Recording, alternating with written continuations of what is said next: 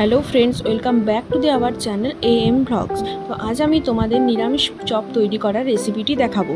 তো চলো আমাদের রেসিপিটি শুরু করা যাক।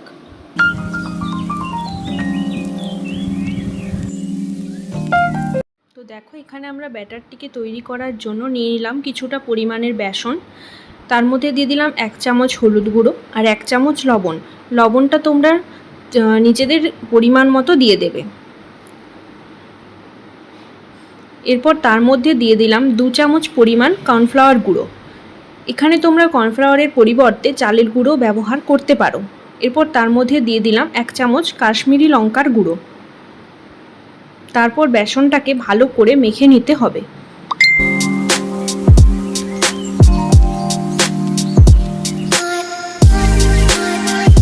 বেসনটার ফেটানোর পরে দেখবে বেসনটা যেন খুব পাতলাও না হয় আর খুব পুরোও যেন না হয়।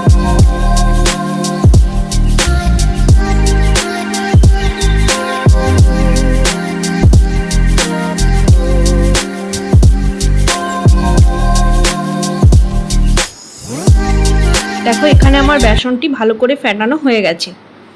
এরপর আমরা চপের পুরটি তৈরি করব। তো দেখো, এখানে আমি পুর তৈরি করার জন্য 10টার মতো আলু নিয়ে নিয়েছি সিদ্ধ করে। এরপর দিয়ে দিয়েছি কড়াইয়ে তেল। এরপর দিয়ে দিলাম আদা আর লঙ্কার পেস্ট। তার মধ্যে দিয়ে দিলাম কিছুটা পরিমাণ হলুদ গুঁড়ো আর দিয়ে দিলাম কিছুটা পরিমাণ লবণ।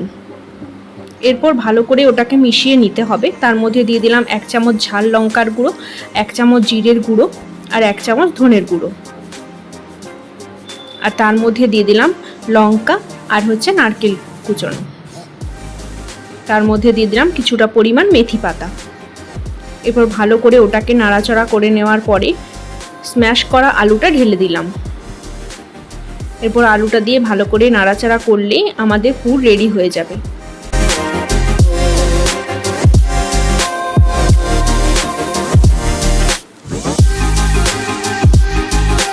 তারপর দিয়ে দিলাম কিছুটা পরিমাণ বাদাম, ভেজে রাখা বাদাম।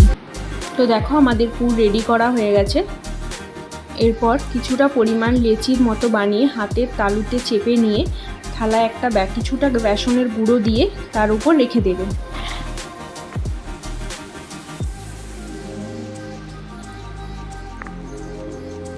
দেখো, আমার এখানে সব রেডি করা হয়ে গেছে।